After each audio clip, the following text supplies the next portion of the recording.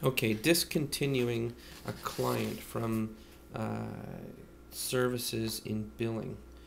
We would get a form that looks something like this, and that form would be produced via logistics because of the discontinuation.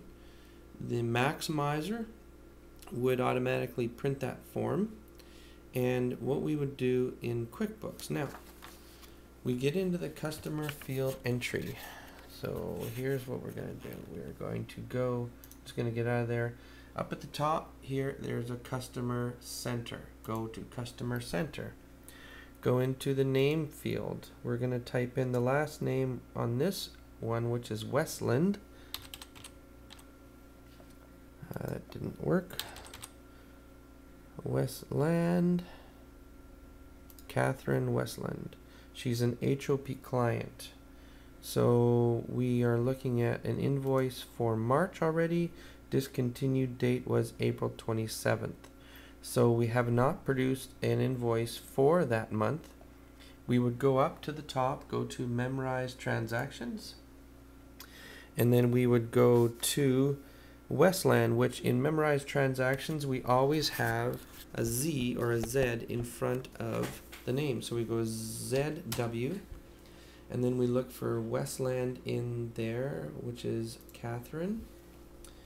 We would then select that name by clicking on it, left click.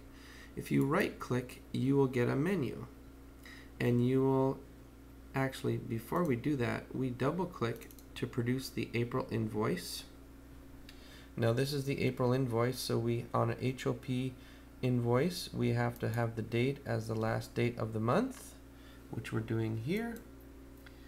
The invoice number, in this particular case, I'm not going to worry what it is, but we have to have a capital C after the invoice number, and that delineates that it's HOP client. Now this one particular, I don't know if you can see the details on here. On the item, right now it's in a monthly field. So it's on an urban dual monthly. We want to go to urban dual daily because we're only going to the 27th. So the quantity would be 29 because we always add 2 days on to the date for pickup. We tab over.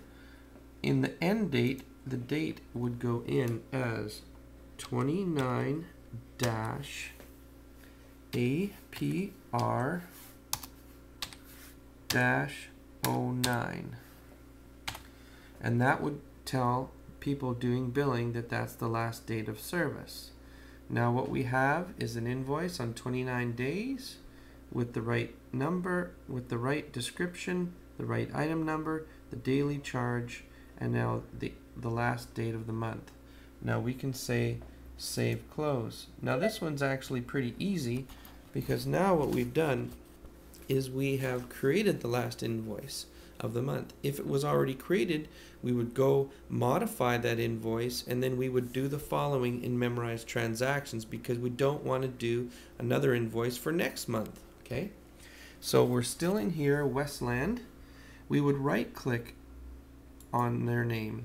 We would go down to Edit Memorize Transaction. Come up to the description on how often. We would set it to never. Now what that does is now we know that we don't have to bill for that anymore. It comes up as never, and you notice on here there's no date in here that shows that the next invoice is supposed to be done. Now this particular one is just for an oxygen client on HOP. If there were extended health benefits as well as HOP benefits, then we would discontinue, or we would finish both invoices for the month up to the date, 2 days past the date of deceased, because we get 2 days to pick it up. Complete those invoices, then we'd come in here and put set to never both the extended health invoice and the HOP invoice. That's really it. We would take this sheet and we would file it.